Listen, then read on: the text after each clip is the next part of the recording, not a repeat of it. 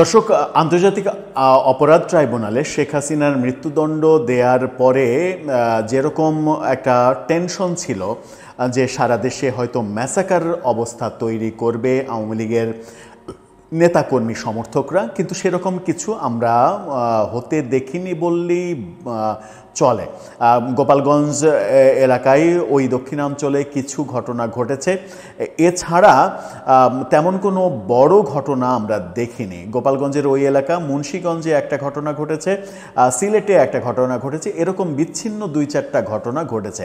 কিন্তু যে ম্যাসিভ আশঙ্কা ছিল সেই ম্যাসিভ আশঙ্কা অনুযায়ী কোনো কিছুই ঘটেনি। এটা একটা ভালো দিক যে কোনো নাশকতার, বড় নাশকতার কোনো ঘটনা ঘটেনি।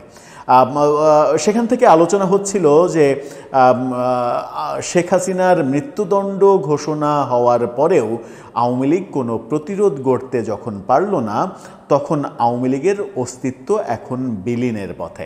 আওয়ামী লীগের অস্তিত্ব বিলীন এখন সময়ের ব্যাপার মাত্র। এই আলোচনাটা কিন্তু ছড়িয়ে পড়লো। কেন ছড়িয়ে পড়লো?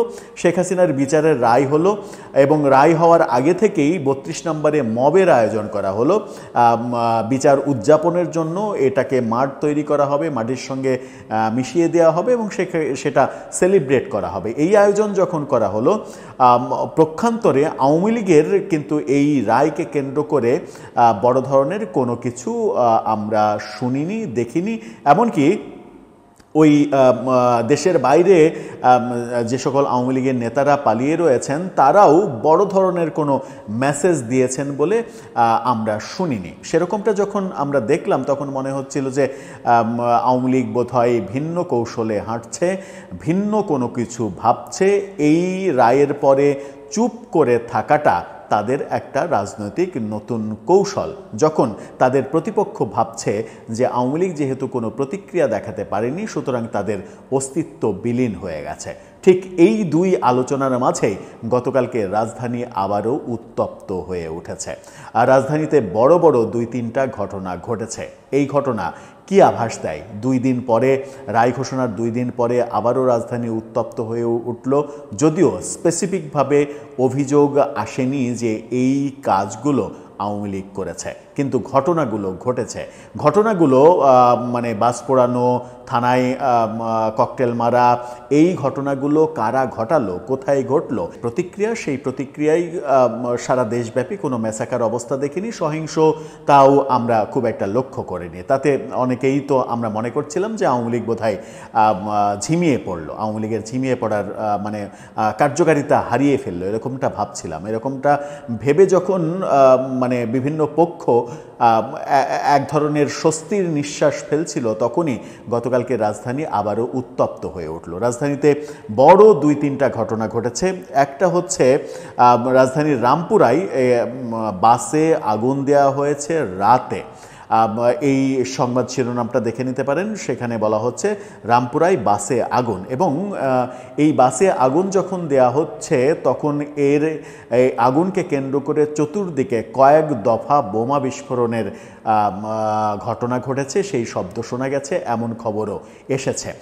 সেখানে কি হলো? রাজধানীর রামপুরায় একটি যাত্রীবাহী বাসে আগুন দেওয়া হয়েছে গত রাতে 10টার পরে, রাত 10টার পরে এই ঘটনাটা ঘটেছে। ভিক্টর ক্লাসিক নামের একটি বাস ওই অঞ্চলে, রামপুরা অঞ্চলে মানে চলাচল করে যে বাস, সেই বাসে আগুন দেওয়ার ঘটনা দেখা গেছে। বিষয়টি নিশ্চিত করেছেন বাংলাদেশ ফায়ার সার্ভিসের কন্ট্রোল রুমের ডিউটি অফিসার রাকিব হাসান। বলেছেন, রাত 10টার দিকে আমাদের কাছে খবর আসে রামপুরায় ভিক্টর ক্লাসিক নামে একটি বাসে আগুন দেওয়া হয়েছে। এরপরই আশেপাশের 2টি ইউনিট ঘটনাস্থলে গিয়ে আগুন নিয়ন্ত্রণের কাজ শুরু করেছিল। তবে এই ঘটনায় এখনও কোনো হতাহতের খবর পাওয়া যায়নি। এই খবর থেকেই আমরা জানতে পারি যে আশেপাশে, এই বাসে আগুন দেওয়ার আশেপাশে অন্তত 3-4টি বোমা বিস্ফোরণের ঘটনাও ঘটেছে। আরেকটি ঘটনা ঘটেছে যেটা খুবই মারাত্মক। সেটা হচ্ছে যে রাজধানীর পল্লবী থানার পাশে 3টি ককটেল ফোটানো হয়েছে। অর্থাৎ টার্গেটটা থানাকে করা হয়েছিল, পল্লবী থানাকে টার্গেট করা হয়েছিল। থানাতে সরাসরি মারা হয়নি, থানার পাশে 3টি ককটেল বিস্ফোরণের ঘটনা ঘটেছে। সেখানে বলা হচ্ছে যে রাজধানীর মিরপুরে রাত 8:25 দিকে এই ঘটনা ঘটে। গত রাতে 3টি ককটেল বিস্ফোরণ হয়। থানার সামনে ককটেল বিস্ফোরণের এই ঘটনায় পুলিশ সহ 3 জন আহত হয়েছে। এখানে আহত হওয়ার ঘটনা ঘটেছে, 3টি ককটেলে 3 জন আহত হয়েছে। প্রত্যক্ষদর্শী এবং ককটেল বিস্ফোরণে আহত মঞ্জুরুল হক নামে এক পথচারী বলেছেন, আমরা থানার সামনেই ছিলাম, হঠাৎ মোটরসাইকেল যোগে 2 জন লোক থানার সামনে পরপর 3টা ককটেল ছুঁড়ে পালিয়ে যায়। ককটেলগুলো বিস্ফোরিত হয়ে আমার পায়ে লাগে। আমি থানার এসআই ও আরও একজন আহত হয়েছি। তবে তারপরে মানে আসামি যারা তাদেরকে ধরা যায়নি, এরকমটাও শোনা গেছে। ককটেল বিস্ফোরণের বিষয়টি নিশ্চিত করেছেন পল্লবী থানার উপপরিদর্শক এসআই মোহাম্মদ জাহাঙ্গীর। তিনি বলেছেন, কে বা কারা হঠাৎ করে এসে থানার সামনে পরপর কয়েকটি ককটেল বিস্ফোরণ ঘটিয়ে মোটরসাইকেলে করে পালিয়ে যায়। আমরা আশেপাশে খোঁজ খবর নিচ্ছি, সিসিটিভি ফুটেজ দেখে তাদেরকে চিহ্নিত করব। এই খবরের কথা যখন আমরা বলছি তখন কিন্তু আমরা দেখলাম সেটা হচ্ছে যে কি দেখেছিলাম, মানে দেখেছিলাম শেখ হাসিনার রায় ঘোষণা করার পরদিনই সরকার থেকে একটা প্রজ্ঞাপন জারি মানে বিজ্ঞপ্তি জারি করা হয়েছিল। সেই বিজ্ঞপ্তি 2 পৃষ্ঠার এই বিজ্ঞপ্তিটা আপনারা দেখে নিন। সেই বিজ্ঞপ্তি জারি করা হয়েছিল এমন যে শেখ হাসিনা কিংবা যাদের বিরুদ্ধে শাস্তি কার্যকর হয়েছে, শেখ হাসিনা এবং আসাদুজ্জামান খান কামাল, মূলত এই 2 জনের সহ আওয়ামী লীগ নেতাদের, পালিয়ে থাকা নেতাদের কোনো বক্তব্য, বিবৃতি এগুলো যেন গণমাধ্যমে প্রচারিত না হয়। শুধু গণমাধ্যম না, সামাজিক যোগাযোগ মাধ্যম, ইউটিউব, ফেসবুক, কোথাও এগুলো প্রচার করা যাবে না। এই যে বিবৃতি নিয়ে কথা বলা যাবে না, এই ব্যাপারে সরকার একটা মানে বিজ্ঞপ্তি জারি করে এবং সেই বিজ্ঞপ্তিতে অনেক কথা বলা হয়েছে, অনেক লম্বা, আপনারা দেখলেনই 2 পৃষ্ঠার বিজ্ঞপ্তি।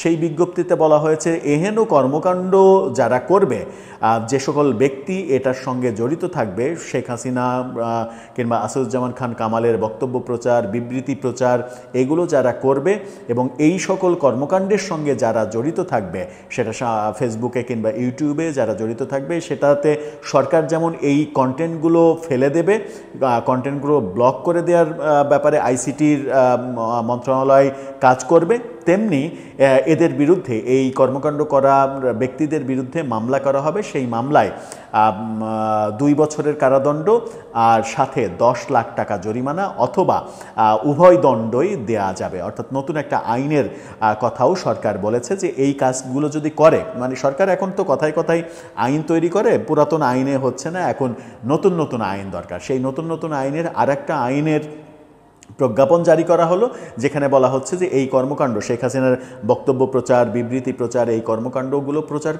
করলে তার 2 বছরের জেল হবে অথবা 10 লাখ টাকা জরিমানা অথবা উভয় দণ্ডে দণ্ডিত করা হবে। সুতরাং শেখ হাসিনার কোনো বক্তব্য, বিবৃতি এগুলো প্রচার করা, এগুলো নিয়ে কথা বলা, তার রেফারেন্সে কথা বলা, সব কিছুই বোধহয় মানে সরকার কিন্তু ক্রাইটেরিয়া ঠিক করেনি যে মানে তার কণ্ঠে প্রচার করা যাবে না, নাকি শেখ হাসিনা কি বলছেন কিংবা কি বিবৃতি দিচ্ছেন সেটা নিয়ে কোথাও আলোচনাও করা যাবে না। এখন যদি টকশোতে, টেলিভিশনের টকশোতে কিংবা মানে ইউটিউবে কোনো বিশ্লেষক শেখ হাসিনা কি বিবৃতি দিয়েছেন, কি কথা বলেছেন সেটা নিয়ে যদি বিশ্লেষণমূলক কোনো কথা বলে, পক্ষে বিপক্ষে 2 দিকে যেতে পারে, কিংবা নিরপেক্ষভাবে যদি বিশ্লেষণমূলক কোনো কথা বলে কিংবা টকশোতে সেই রেফারেন্স দিয়ে শেখ হাসিনার বিবৃতি উদ্ধৃত করে যদি কথা বলে, তাদের ক্ষেত্রেও এই 2 বছরের জেল এবং 10 লাখ টাকা জরিমানার ব্যাপারটা ঘটবে কিনা এবং এই আইনের আবার অপপ্রয়োগ হবে কিনা সেটা নিয়েও শঙ্কা রয়েছে। এবং